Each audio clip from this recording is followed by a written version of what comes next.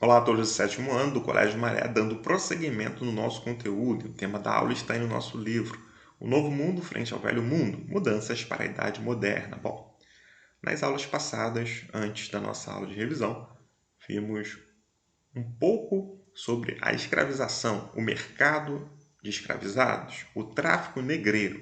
Vimos que existiram vários ciclos onde os escravizados vieram da África e assim foram espalhados na América. E através disso também vimos que houve uma justificativa teológica para assim legitimar, afirmar essa escravidão, dizendo que os escravizados africanos deveriam trabalhar para que seus pecados fossem assim perdoados. E vimos também que a escravidão sempre existiu na humanidade, sendo que inicialmente pessoas que não poderiam pagar as suas dívidas eram escravizadas e também pessoas conquistadas assim em guerras eram escravizadas. Porém, com os europeus houve essa escravidão totalmente preconceituosa, onde se tinha uma justificativa preconceituosa teológica para legitimar a escravidão, e o escravo tornou-se assim a base também da economia. O escravo mercadoria. Bom, quando falamos em Novo Mundo, contexto das grandes navegações. Grandes navegações essas que receberam o apoio dos burgueses, da igreja e dos nobres. Cada grupo tinha, assim, seu objetivo específico em relação a essas grandes navegações e vimos isso também em aulas passadas. Agora, o Velho Mundo nada mais é do que a própria Europa. Essa Idade Moderna é um recorte feito assim pelos historiadores para que a compreensão de um determinado período histórico fique mais clara ao se estudar. Então, Idade Moderna, a gente pega ali do século XV e vai até o século XVIII. Esse é o período da Idade Moderna. Bom, houve uma mudança de eixo dentro desse contexto, desse período da Idade Moderna, onde muitas coisas novas surgiram. Do Mediterrâneo ao Atlântico, a mudança de eixo comercial. Então, essa mudança de eixo foi uma mudança comercial. O mar Mediterrâneo, desde a antiguidade, era muito cobiçado. Como assim? Bom, vários povos eles buscavam assim controlar a entrada e a saída do mar Mediterrâneo, a entrada e a saída de produtos. Porque tendo esse controle, logicamente, o povo tornaria-se mais forte. Então, o que ligava esse mar Mediterrâneo era justamente Ásia, África e Europa. Se tinha essa ligação. E os povos que lá habitavam, nesses continentes, assim disputavam durante muitas batalhas para se ter o controle desse mar Mediterrâneo. Tanto é que os romanos também eles enfrentaram os cartagineses, que viviam ao norte da África, e quando eles conseguiram, através de 3 guerras que eles tiveram, onde os romanos conseguiram de fato vencer os cartagineses, eles tiveram o controle assim desse mar Mediterrâneo. E depois os romanos eles fizeram um grande império.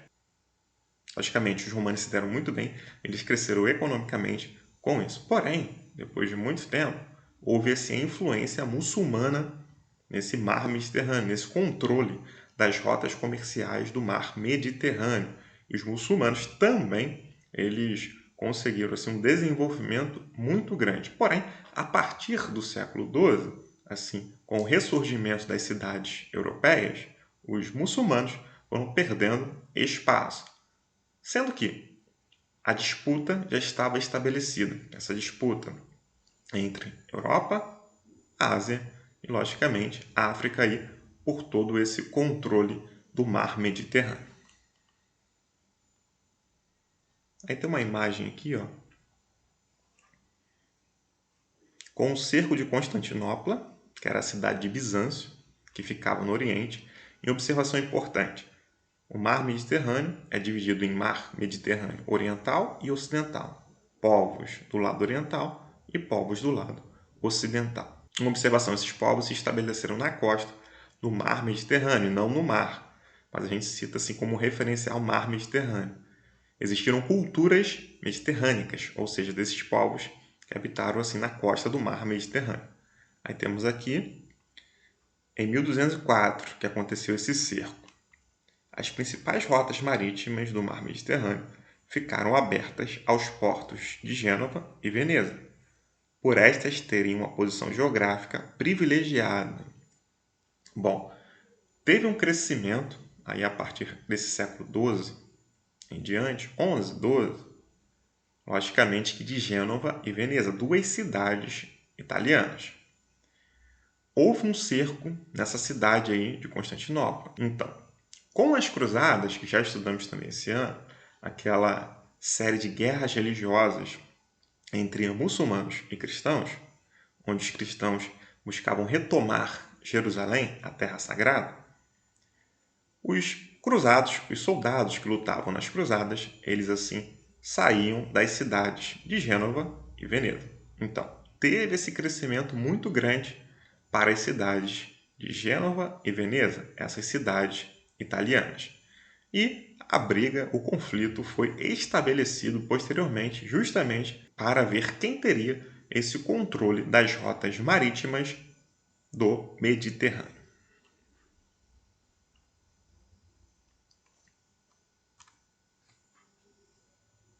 Bom, temos um mapa.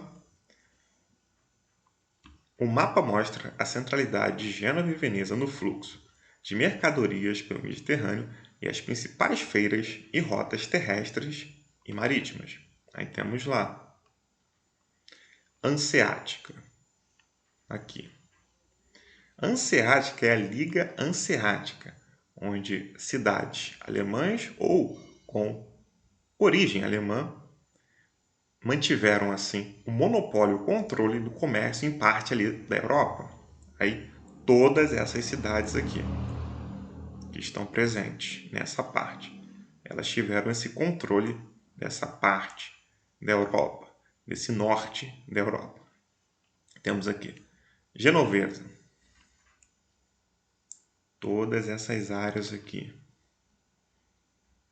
de rosa, veneziana, azul aqui, as partes azuis, catalã lá embaixo, um verde, Medina do Campo, Toledo, Sevilha, aqui embaixo Tunis, temos aqui esse rosa mais claro,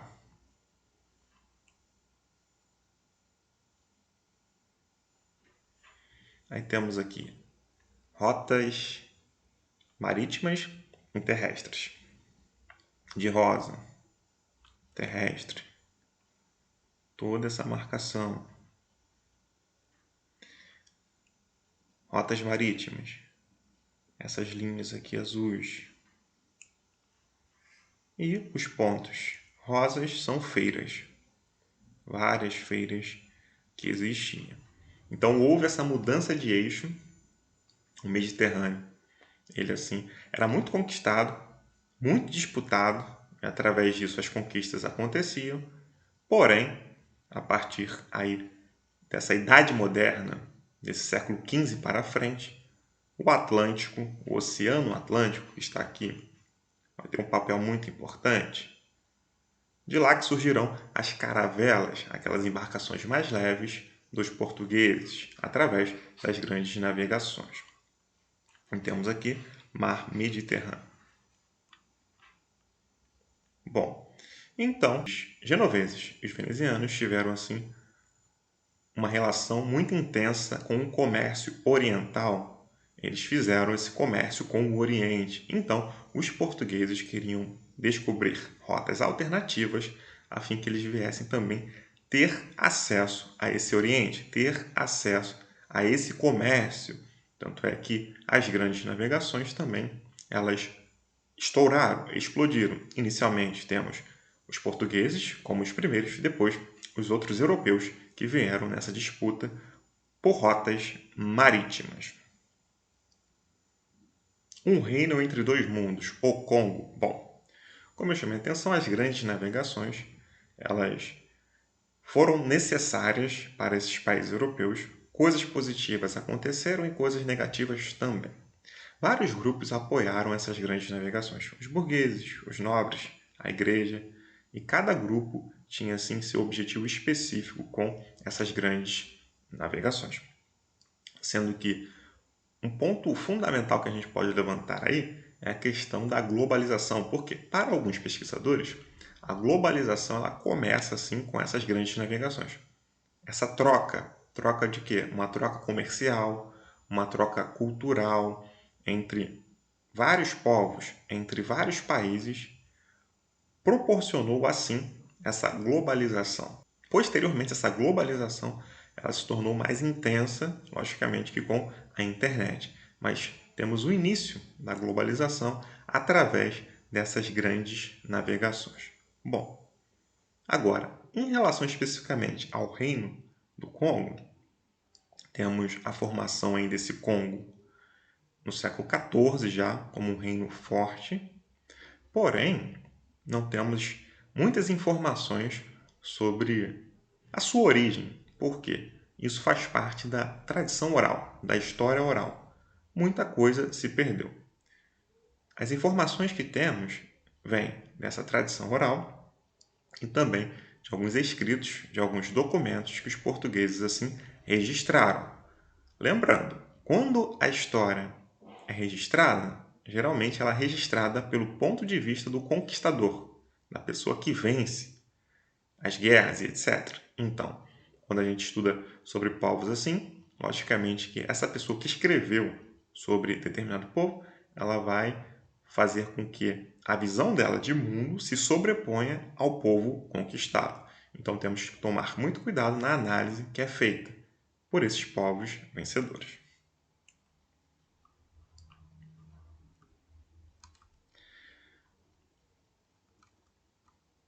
Bom, o reino congolês tornou-se um reino muito forte. E lá existiam os manicongos, que eram, assim, os senhores do Congo.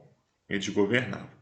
Podemos até visualizar algumas semelhanças entre os manicongos com os reis absolutistas europeus, já que os europeus que escreveram sobre esse reino do Congo. Então, os reis absolutistas europeus, eles tinham assim, a concentração de poderes nas suas mãos. Então, através das fontes, através dos documentos escritos pelos europeus, temos assim essa semelhança entre os manicongos, os senhores do Congo, com esses reis absolutistas.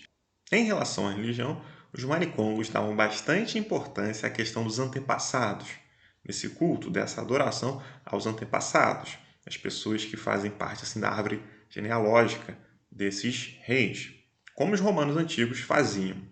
E a monarquia deles era uma monarquia centralizada, assim como a monarquia europeia ou as monarquias europeias. Uma observação que, nas monarquias europeias, o poder era hereditário, passado de pai para filho, sendo que, no caso, o Manicongo não tinha essa questão hereditária de poder. Outra questão também era que, nos laços familiares, a linhagem era matriarcal, então cabia à mulher até mesmo a escolha para ver quem herdaria assim e se tornaria o próximo rei. Caberia à mulher a escolha para ver quem assumiria a liderança assim desse Manicongo, a liderança do reino do Congo. Então existem algumas características parecidas com as monarquias europeias. Essa questão de a mulher escolher, logicamente que não tinha nada a ver. Mulheres na Europa, elas não escolhiam nada. Porém, as africanas do Reino de Congo, elas escolhiam para ver quem seria o próximo Manicongo. Elas tinham esse poder. Bom, outra questão também é que se teve uma produção muito grande aí nesse Reino de Congo. Houve uma produção de ferramentas de ferro, de peças de bronze, marfim, produtos agropecuários. Então, tudo isso era feito e assim levado para as cidades, chamadas assim de Banza. Então, existia uma divisão entre os quibelos e as Banzas, que seriam as cidades. Lá, nessas cidades, nessas Banzas, eram espaços de grande fluxo de pessoas e as coisas eram comercializadas lá. Então, teve uma grande rede de trocas nessas banzas, desses produtos que eram feitos assim pelos congoleses. Ferramentas de ferro, peças de bronze, marfim, etc. Aí temos aqui um mapa, ó, Congo, Reino do Congo. Os reinos vizinhos dependiam assim do Reino do Congo. Aqui, ó, o Reino do Congo foi um importante entreposto comercial antes e durante a colonização portuguesa. Então teve muita importância nessa questão das trocas comerciais.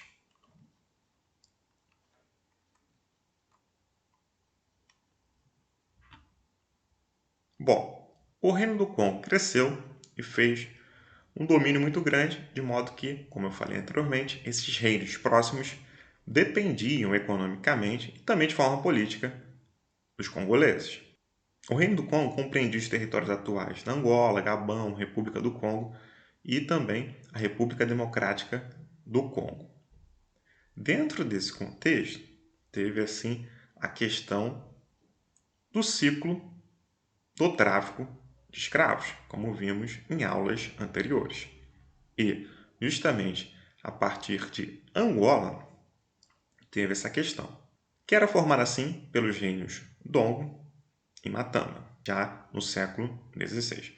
Houve uma revolta liderada por Bandi, que era ali o líder dessa Angola, era chamada assim de Gola. Então, o questionamento que Bandi fazia era que muitos escravizados estavam saindo de Angola e indo assim para o Novo Mundo. Então ele buscou resistir esse contato, essa exploração europeia. Lembrando que já na África existia essa questão de escravização das pessoas.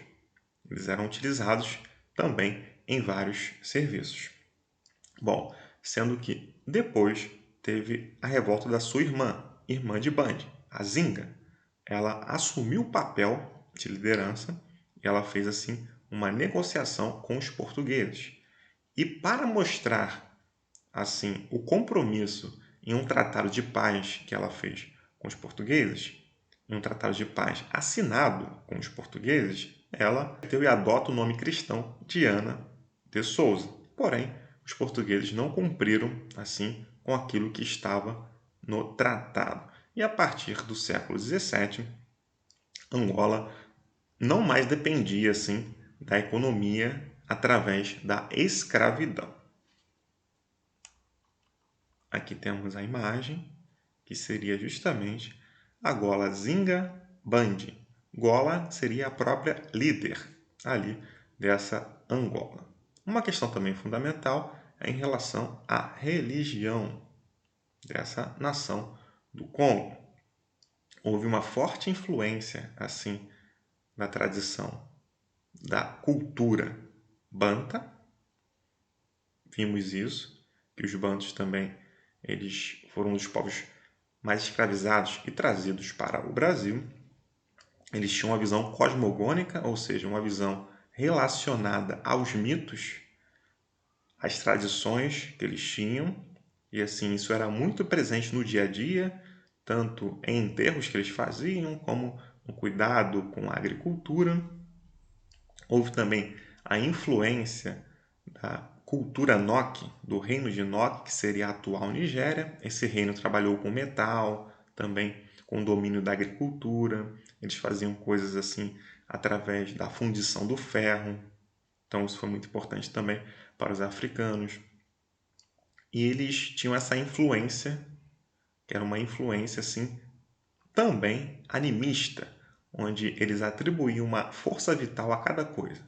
Seria como se fosse cada coisa tivesse uma própria alma, objetos, a própria natureza, os rios e lagos.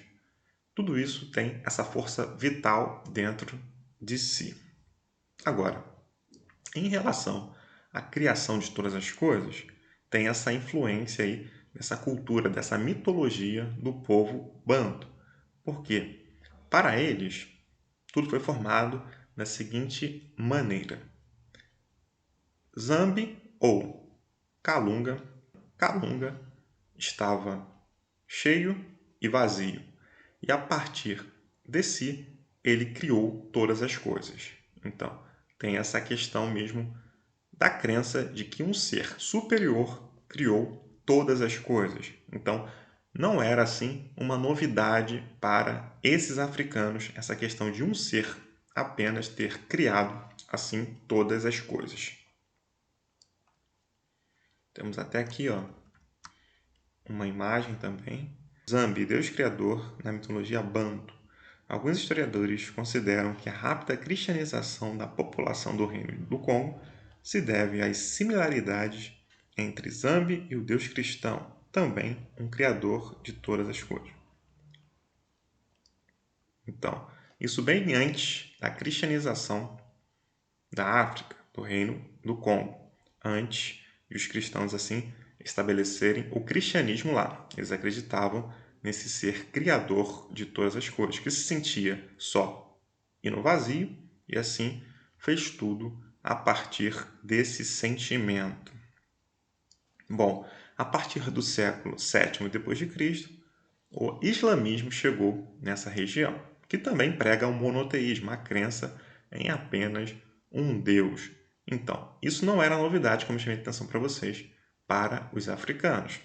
E assim, eles se converteram ao islamismo, boa parte dessa população, e essa conversão também trouxe assim, uma importância para levar a religião, buscando assim um objetivo comercial. Tendo uma religião única, isso favoreceria assim o comércio segundo a visão deles. Os portugueses e o Reino do Congo. Bom, o português Diogo Cão, ele navegou durante várias vezes no século XV para assim o Reino do Congo. E dentre essas viagens teve um fato curioso, uma comitiva, um grupo de pessoas do Congo foi enviado assim para saber quem era esse parceiro comercial, já que os portugueses mantinham assim, esse comércio com os africanos, com os congoleses. Então, depois desse encontro, o Manicongo, esse senhor aí do Congo, ele se converteu também ao catolicismo, ao cristianismo, e adotou o nome de João I. E assim, os soberanos, os reis do Congo, eles passaram a ser reis cristãos a partir desse momento, aí desse século XV. E outra observação é que, para esses congoleses, a atividade econômica principal para eles foi esse tráfico de escravizados. Aí temos aqui outra imagem. O Reino do Congo foi um dos lugares de onde saíram mais escravizados para o Brasil, como eu chamei a atenção para vocês, mencionando assim a cultura Banto.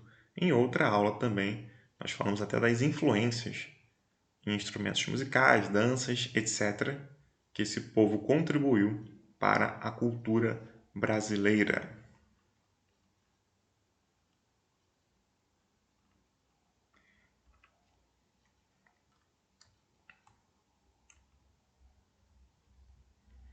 E fim, gente. Espero que tenha ficado claro. Até o próximo vídeo.